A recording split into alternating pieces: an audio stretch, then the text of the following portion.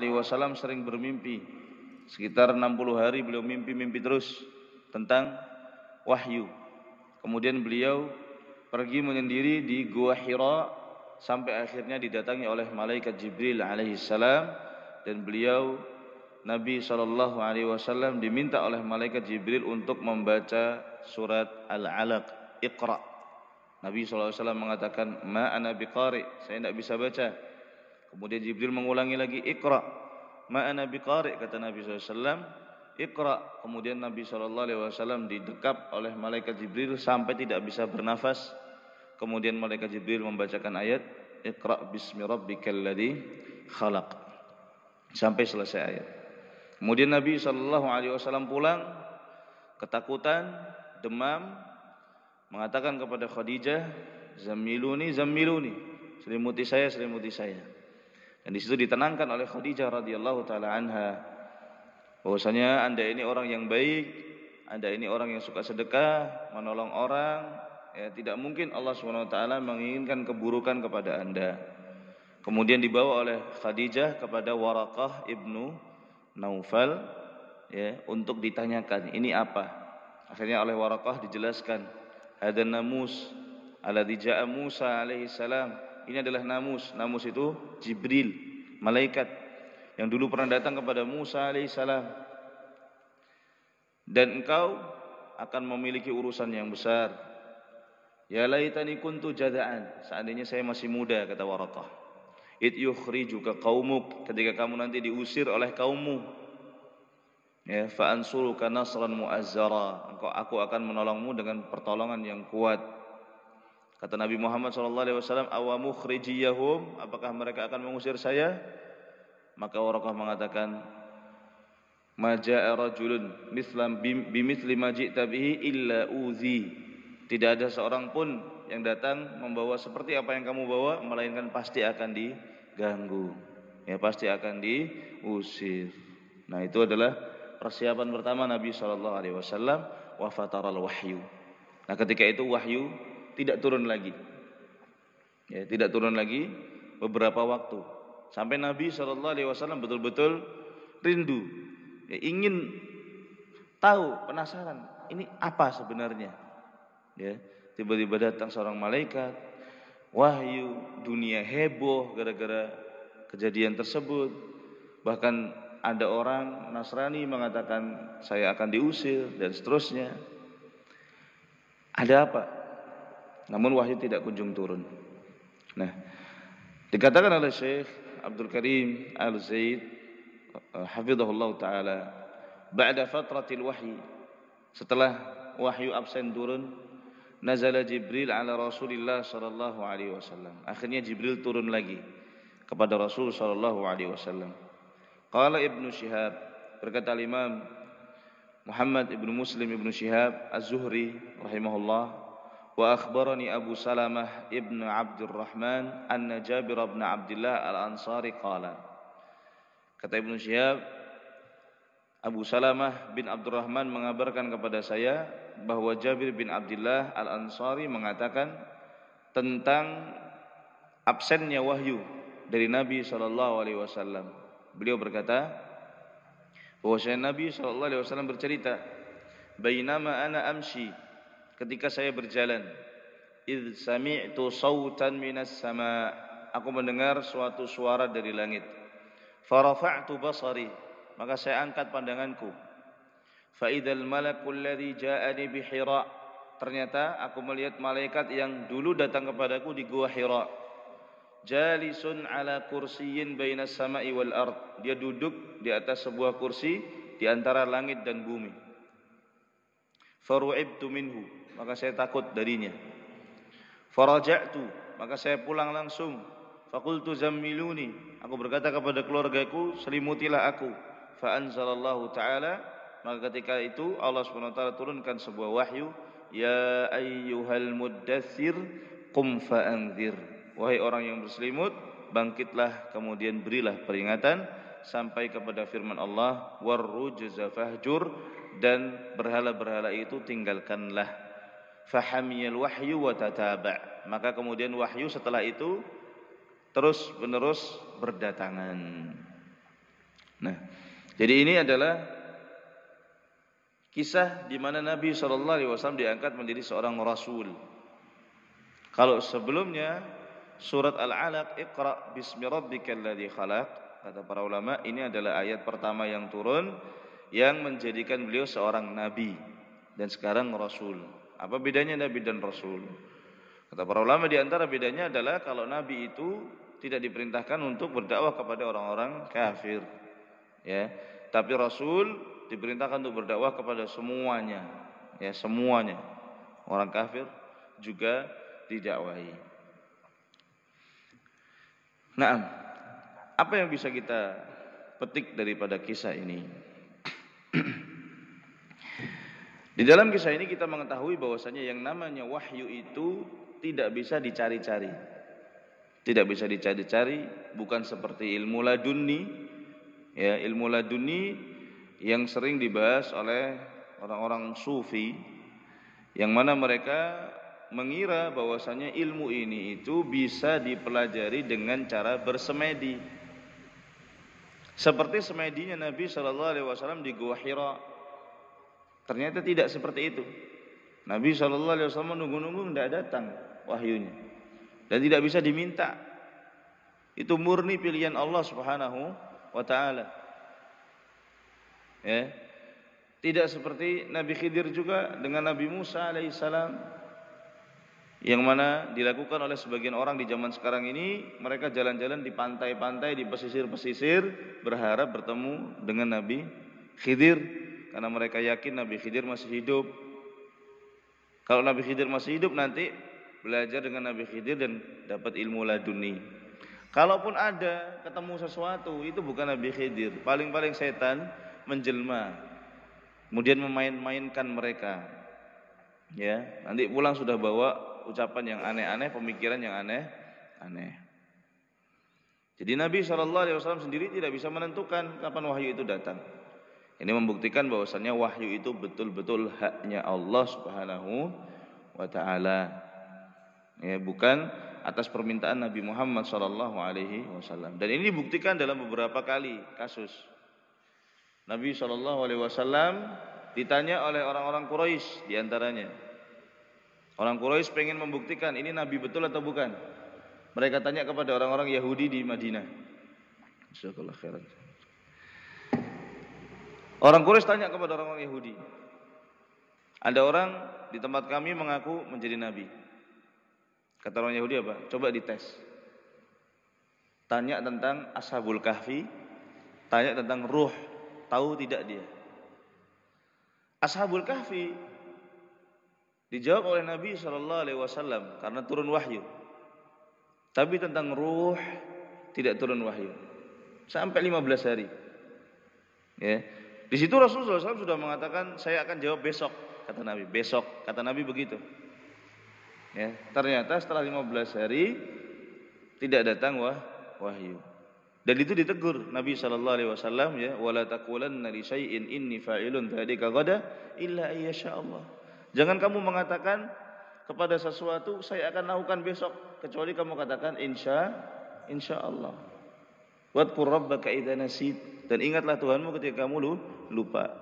Nah, di situ Allah SWT sekali lagi, mungkin Nabi khawatir, tapi di situ Allah punya rencana untuk menunjukkan kepada orang-orang Quraisy bahwasanya wahyu itu bukan karangan Muhammad SAW. Seandainya itu karangan Muhammad, dia akan bicara semaunya. Tapi di sini beliau disuruh menunggu 15 hari untuk mendapatkan wahyu. Nah, jadi Nabi Muhammad SAW tidak memiliki urusan, ya, kekuasaan tentang wahyu tersebut. Kapan dimajukan, diakhirkan, tidak bisa. Yang kedua, di dalam kisah ini kita bisa mengetahui bahwa Nabi SAW ketika menjadi Rasul itu ada dua fase.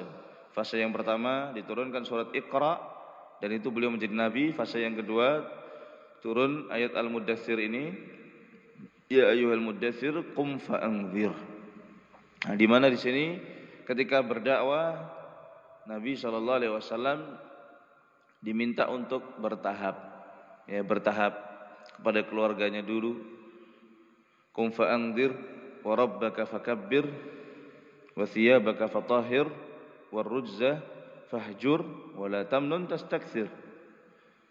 Dan ini juga dipraktekkan oleh Nabi sallallahu alaihi wasallam kepada para sahabat yang beliau utus untuk berdakwah. Nabi sallallahu alaihi wasallam perintahkan mereka untuk bertahap di dalam berdakwah, tidak langsung sampaikan semuanya. Sampaikan yang paling penting-penting dulu. Di antaranya adalah ketika Nabi sallallahu alaihi wasallam mengirimkan Mu'adz bin Jabal radhiyallahu anhu ke Yaman. Nabi sallallahu alaihi wasallam berkata kepada Mu'adz, "Innaka taqdumu ala qaumin ahli kitab." Engkau akan mendatangi suatu kaum yang mana mereka ahli kitab, orang Nasrani. "Falyakun awwala ma tad'uuhum ilaihi ibadatullah." Maka hendaklah dakwah ajakan pertama yang kau ajak mereka adalah menyembah Allah. Nomor 1, menyembah Allah, tinggalkan syirik dulu. Ini intinya, tauhid. Setelah mereka mau mentauhidkan Allah Subhanahu wa taala dan meninggalkan kesyirikan, baru ajaran-ajaran yang lain diajarkan. Fa in arafullah, kalau mereka sudah mengenal Allah, fa akhbirhum annahu qad farada alaihim khamsa salawatin fi yaumihim wa lailatihim. Kalau mereka sudah mengenal Allah, maka kabarkan kepada mereka bahwasanya Allah SWT mewajibkan kepada mereka untuk salat 5 waktu pada siang dan malam mereka. Sudah salat, sudah bertauhid, sudah salat, ya. Fa idza fa'alus salata, kalau mereka sudah salat, fa akhbirhum annallaha farada alaihim zakatan min amwalihim. Kalau mereka sudah melaksanakan salat, maka kabarkan bahwasanya Allah SWT mewajibkan atas mereka zakat, diambil dari harta-harta mereka, wa turaddu ala fuqaraihim, dan dibagikan kepada orang-orang fakir di antara mereka. Fa idza ata'u biha fakhudh minhum. Kalau mereka sudah taat untuk membayar zakat, maka ambillah hartanya. Wattaqi karaima amwalin nas, tapi jangan diambil harta yang paling mereka suka. Jadi harta zakat itu diambil yang tengah-tengah, tidak terlalu jelek, bukan juga harta yang paling disukai oleh pemiliknya. Misalkan zakat ternak, ada kambing yang paling bagus, ya udah biarkan, jangan diambil, karena itu biasanya disukai oleh pemiliknya. Ambil yang tengah-tengah saja. Nah, di sini Nabi SAW mengajarkan kepada sahabat Mu'adz bin Jabal kalau dakwah itu bertahap. Kalau ada yang bertanya, loh, kan wahyu sudah terputus dan syariat sudah sempurna, bagaimana kita mengajarkan Islam secara bertahap? Wong hukumnya sudah komplit. Kalau zaman dulu mungkin karena baru turun perintah tentang salat, disuruh salat dulu. Perintah tentang zakat belum. Kemudian turun perintah tentang zakat, haji belum. Kalau sekarang kan sudah komplit semuanya. Kita katakan betul, ya, ayat Al-Quran sudah komplit, syariat sudah komplit, tidak ada lagi penambahan, tidak ada lagi pengurangan, tapi yang ada adalah toleransi. Jadi ditoleransi, orang yang belum tahu ditoleransi. Ya, kata Syekh Abdurrahman bin Nasir As-Sa'di, beliau mengatakan, wal khata'u wal ikrahu wan nisyanu asqatahu ma'budunar rahmanu.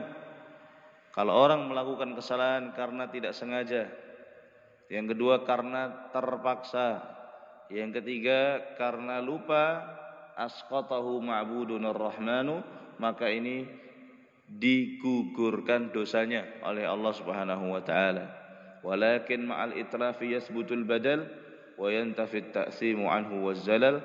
Tapi kalau dia merusak barang orang lain, dia harus mengganti, namun tidak mendapatkan dosa. Nah, ini hukum syariat Islam. Jadi orang belajar sedikit-sedikit. Tauhid dulu dia pelajari, bagaimana mengenal Allah Subhanahu wa taala, mencintai Allah. Kalau sudah cinta kepada Allah dalam hati ini tumbuh, mudah melaksanakan ibadah. Dipanggil salat 5 waktu, datang ke masjid. Disuruh puasa, sebulan puasa. Zakat dikeluarkan karena cinta kepada Allah Subhanahu wa taala, orientasinya sudah akhirat. Nah, dia belum tahu hukum-hukum yang lain. Dia belum tahu ini haram, ini syirik. Ya, yang kecil belum tahu dia. Tapi secara umum syirik dia sudah tahu. Tapi ada hal-hal kecil seperti mengatakan, kalau saya pergi bersama si fulan aman insya Allah. Aman. Kalau kita main bola sama si fulan pasti menang. Kayak gitu kan menyandarkan sesuatu kepada makhluk. Ini syirik, termasuk syirik. Tapi dia belum tahu. Ya karena masih samar-samar. Banyak orang yang ngomong seperti itu. Nah, enggak apa-apa. Nanti kalau sudah tahu berhenti. Di zaman sahabat juga ada sahabat yang mengatakan Masya Allah wa syi'ta, atas kehendak Allah dan kehendakmu wahai Rasulullah. Ada sahabat yang ngomong begitu, salah. Padahal sahabat itu mereka tahu syirik enggak boleh. Tapi dalam beberapa kasus mereka tidak tahu kalau ini adalah syirik. Bukan mereka enggak tahu syirik enggak boleh, tapi enggak tahu perbuatan ini adalah perbuatan syirik. Maka ditegur oleh Rasulullah SAW. Aja'altani lillahi niddan, apakah engkau ingin menjadikan aku tandingan bagi Allah SWT? Qul masya'allahu wahdah, katakanlah atas kehendak Allah semata. Nah begitu Rasulullah SAW mengajarkan para sahabat. Jadi tidak semua diajarkan langsung, ya, tapi diajarkan secara bertahap. Jadi kalau orang masih tidak tahu hukum kemudian dia melanggar, maka insya Allah karena ketidaktahuan dia, Allah SWT memakluminya, mengampuninya. Berbeda kasusnya kalau dia merusak, meskipun nggak sengaja. Yang namanya merusak itu wajib mengganti, kecuali pemiliknya mengikhlaskan. Kita punya anak kecil, ya, main bola kena kaca tetangga, wajib ganti tidak? Wajib ganti. Siapa yang ganti? Ya ayahnya, walinya. Kita punya kambing, main ke sawah tetangga, makan melon 1, semangka 1, timun 1, komplit ini kambing doyan, ya, wajib bayar Pak. Meskipun kambing kita yang jalan-jalan, nah kita wajib karena dia sudah ngambil harta tetangga, ya. Nah ini kalau merusak, jadi kita wajib mengganti, meskipun bukan kita secara langsung, tapi harta yang kita miliki yang rusak. Kambing kan harta kita. Nah, jadi itu ya. Syariat sudah sempurna. Terus bagaimana kalau dalam melanggar? Ada toleransi. Ya, kalau ada tadi kesalahan dilakukan karena tidak tahu, tidak sengaja, karena lupa, karena dipaksa, ini dosanya digugurkan oleh Allah SWT. Tapi kalau ada merusak haknya milik orang lain, maka wajib mengganti. Nah, faedah berikutnya, perintah Allah Subhanahu wa taala kepada Nabi sallallahu alaihi wasallam, qum fa'anzir, bangkitlah kemudian berilah peringatan, itu tidak khusus bagi Nabi saja. Ini juga berlaku untuk semua umatnya, diperintahkan untuk mendakwahkan Islam. Qum fa'anzir, sebagaimana surat Iqra, bacalah, itu bukan hanya Nabi saja yang disuruh baca, umatnya enggak usah baca, bukan. Umatnya juga disuruh baca, disuruh belajar. Maka perintah ini, qum fa'anzir, bangkit dan berilah peringatan, juga diperintahkan kepada umat Islam untuk berdakwah, menyebarkan agama Islam, menjelaskan aturan-aturan Islam di dalam semua aspek kehidupan. Di dalam beribadah di masjid dijelaskan yang betul begini, yang ini salah. Salah sebut salah, betul sebut betul, tidak usah takut. Ketika kita di pasar dagang, ada orang minta nota kosong misalkan, ya, nota kosong, Pak, saya notanya enggak usah diisi, minta nota kosongnya aja. Oh, enggak boleh, ini mau di markup, ini mau korupsi ini orang, jangan dibantu. Ya, ada orang maunya kredit pakai riba, jangan dibantu, kasih tahu ini haram, ini riba. Ada orang mau nebas sawah kita yang masih hijau, ya, untuk diambil nanti ketika sudah matang, nggak boleh, ya, spekulasi tinggi ini, ya. Ada orang beli anak kambing kita yang masih dalam kandungan, nggak boleh juga, ini juga spekulasi tinggi. Kadang-kadang tergiur kita dengan harta tawaran-tawaran seperti itu, wah, dapat cash kita, ternyata itu haram. Jelaskan hukum Allah di situ. Petani diborong hasil panennya pakai giro. Ya, sering ini pakai giro. Kemudian di situ tertulis 500 juta baru bisa diambil 3 bulan kemudian. Petaninya butuh uang, baru 2 bulan, nunggu nggak sabar-sabar.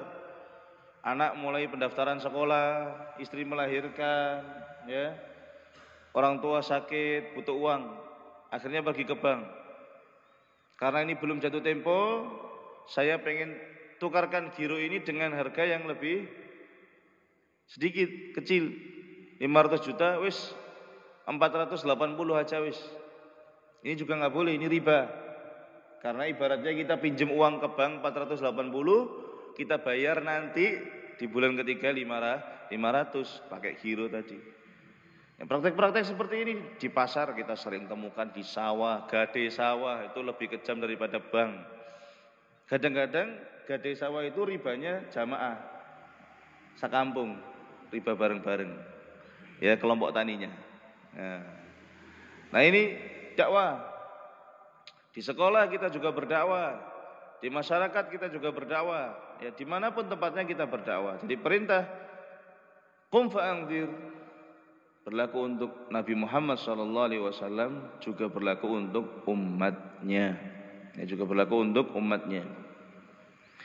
Kemudian yang berikutnya, dakwah Nabi SAW secara diam-diam. Nah, setelah beliau diperintah qum fa'anzir, beliau mulai berdakwah. Nabi SAW memulai dakwah secara diam-diam.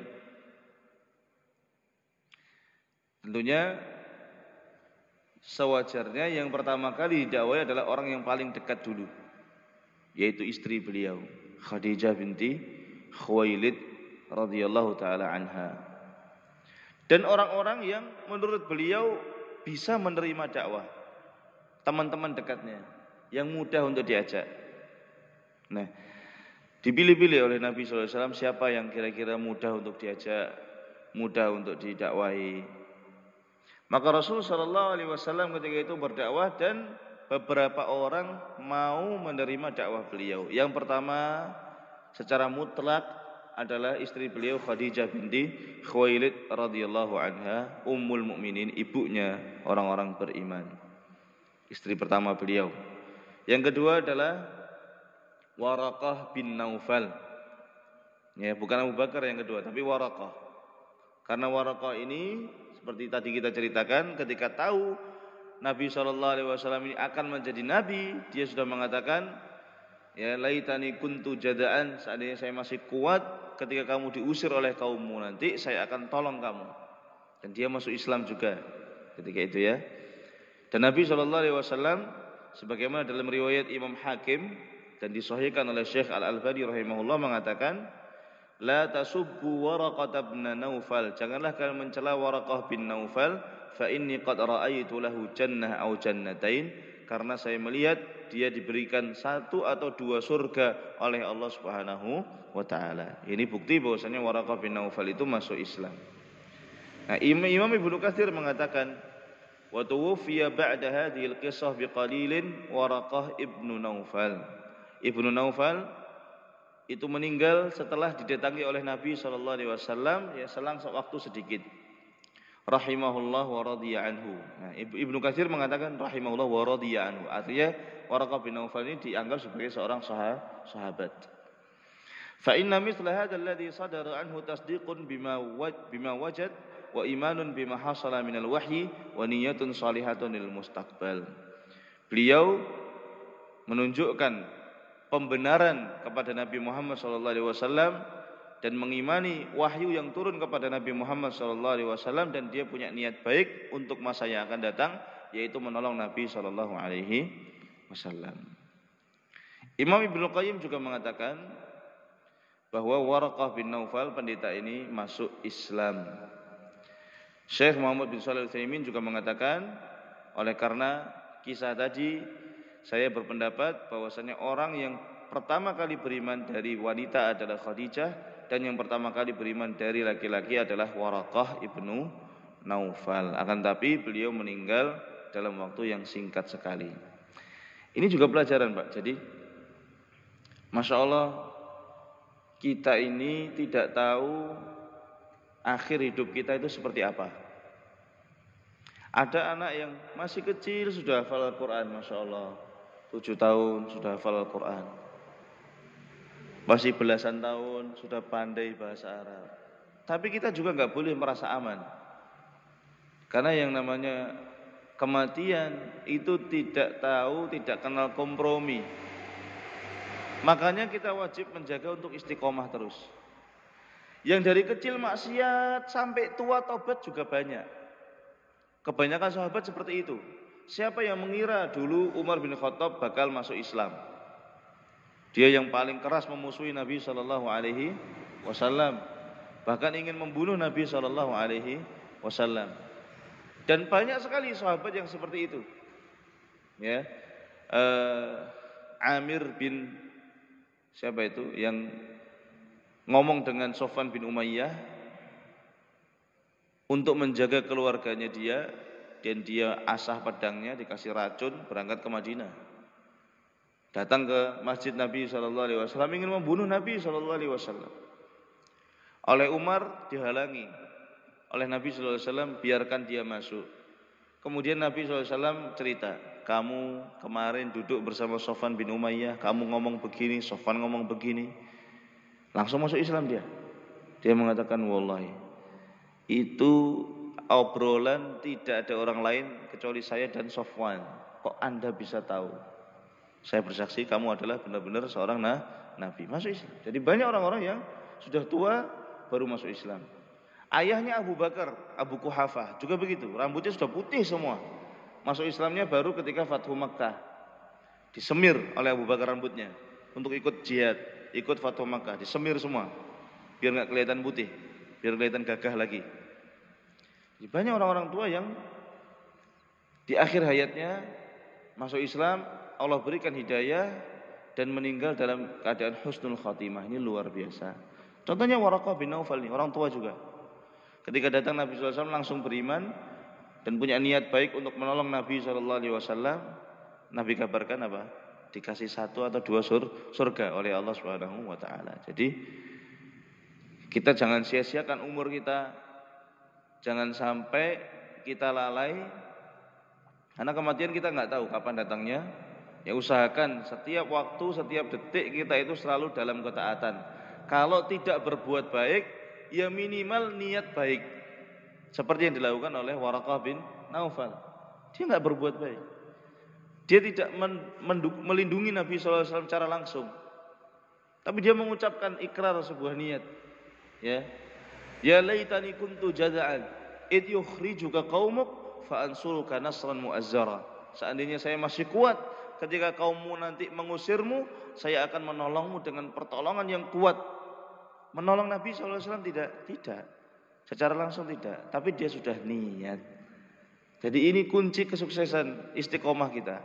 Yang pertama, kita memang melakukan amal soleh. Kalau belum bisa, niatkan. Karena niat itu ya juga akan dihitung sebagai amal soleh oleh Allah Subhanahu wa taala. Ya. Menghafal Al-Quran meskipun sudah umur 60 bisa. Apa bedanya masih kecil dengan sudah tua? Sama saja. Yang penting kita lakukan saja. Kalau hafal Al-Quran dari kecil, tuanya lupa kan bisa juga. Kecilnya lupa, tuanya hafal juga bisa. Kenapa tidak? Ya. Jadi itu yang harus kita lakukan, fokus untuk amal soleh. Nah, kemudian yang masuk Islam ketiga adalah Abu Bakar As-Siddiq radhiyallahu taala anhu. Kemudian Ali bin Abi Thalib, dan dia adalah anak kecil pertama yang masuk Islam. Zaid bin Harithah, yaitu anak angkatnya Nabi SAW, dulunya budaknya Nabi. Kemudian orang-orang yang pertama kali masuk dakwah ini, ya mereka benar-benar semangat untuk menyebarkan dakwah Islam juga kepada kerabat dan keluarga-keluarganya. Seperti Abu Bakar As-Siddiq, beliau mengumpulkan sahabat-sahabat yang lain seperti Utsman bin Affan, Zubair bin Awam, Abdurrahman bin Auf, Sa'ad bin Abi Waqqas, Talha bin Ubaidillah, itu dikumpulkan oleh Abu Bakar. Karena Abu Bakar tahu ini orang-orang nanti ini insyaallah bisa menguatkan Islam. Ya.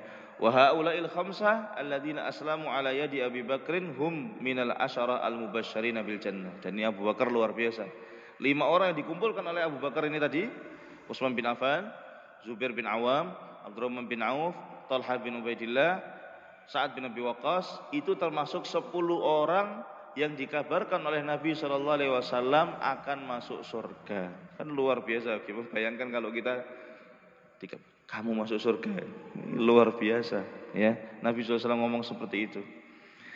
Kemudian Abu Ubaidah, Amir ibnul Jarrah, Abu Salamah radhiyallahu taala anhu, Al-Arqam ibnu Abil Arqam, Utsman ibnu Maz'un, kemudian Qudamah ibnu Maz'un, Abdullah ibnu Maz'un, Sa'id ibnu Zaid dan lain-lain radhiyallahu taala anhum. Ini adalah orang-orang yang masuk Islam pada masa yang awal-awal, yaitu dakwah sirriyah, dakwah secara diam. Wa jami'u haula aslamu sirran, semuanya masuk Islam secara diam-diam. Wa kana yajtami'u bihimur rasul sallallahu alaihi wasallam mutakhaffiyan.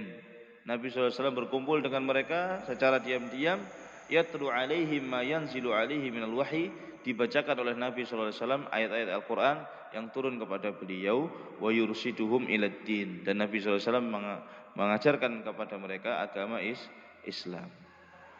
Nah, kenapa dakwanya diam-diam? Di sini diberikan beberapa faedah oleh penulis. Yang pertama adalah supaya tidak menghebohkan kota Makkah. Karena ketika itu Makkah dikuasai oleh aliran paganisme yang nyembah berhala. Meskipun Makkah itu adalah kota yang heterogen. Jadi banyak aliran di situ. Jadi mereka sudah sering melihat perbedaan. Orang Nasrani datang ke situ, Yahudi datang ke situ, nyembah berhala datang ke situ, agama-agama lain datang ke situ untuk haji. Ya. Tapi yang ini belum pernah mereka lihat. Karena yang namanya Yahudi, Nasrani tidak mengingkari patung-patung yang disembah oleh orang Quraisy. Yang ini tidak. Ya, supaya tidak heboh di kota Makkah, diam-diam dulu. Kemudian yang kedua, agar dakwah ini kuat sebelum didakwahkan secara terang-terangan, kuat dan punya penolong-penolong terlebih dahulu, baru kemudian Nabi SAW diperintahkan untuk dakwah secara terang-terangan, ya, dakwah secara terang-terangan. Nah, tapi kalau sekarang di zaman kita sekarang nggak perlu dakwah sembunyi. Ya, Islam diperintahkan seperti ini Nabi SAW itu di awal-awal saja. Setelahnya tidak ada lagi. Ketika beliau datang ke Madinah ya langsung terang-terangan dakwah. Ya, kita juga begitu sekarang. Justru kalau zaman sekarang orang yang dakwahnya sembunyi-sembunyi, eksklusif, ini tanda-tanda dakwah yang sesat. Ya, seperti dikatakan oleh Umar bin Abdul Aziz. Beliau mengatakan, "Idza ra'aita rajulan yatanaja fi dinihi fashhad annahu ala ta'sisid dhalalah." Kalau kamu lihat orang ya sembunyi-sembunyi menyebarkan agamanya, maka saksikanlah orang ini sedang membangun kesesatan. Jadi dakwah Ahlussunnah wal Jamaah ini terang-terangan. Siapa saja yang mau datang monggo silahkan. Ilmiah ya, menerima kritik bebas. Silahkan, yang penting argumentasinya ilmiah, referensinya jelas Al-Quran dan hadis menurut pemahaman para sahabat, kitab-kitabnya juga jelas. Siapa saja boleh ikut, tidak perlu ada rekrutmen anggota-anggotaan, tidak ada member-memberan, ya. Dakwah di masjid, ya siapapun boleh, tidak harus anggota ini, ormas ini, kelompok ini, tidak usah, semuanya bisa. Ya, wallahu taala a'lam. Mungkin ini yang bisa saya sampaikan dalam kesempatan kali ini. Mudah-mudahan kita bisa mengambil faidah dari diutusnya Nabi Muhammad SAW sebagai Rasul, dan beliau diperintahkan untuk dakwah secara diam-diam. Kemudian setelah punya penolong-penolong yang kuat, ya, baik secara finansial kuat, kemudian mereka ini juga fisiknya juga kuat-kuat. Yang orang-orang yang punya tekad kuat ini, orang-orang ini, dan mereka menjadi penolong pertama Islam. Ini kemuliaan bagi mereka, ya, termasuk as-sabiqunal awwalun, orang-orang yang pendahulu pertama kali masuk Islam. Kemudian juga di sini kita belajar bahwa perintah ini bukan hanya untuk Nabi tapi juga untuk kita semua. Karena yang dilakukan oleh Nabi SAW itu ya, terbagi menjadi dua, ya. Ada yang sesuai tuntutan tabiat manusia, ada yang tuntutan syariat.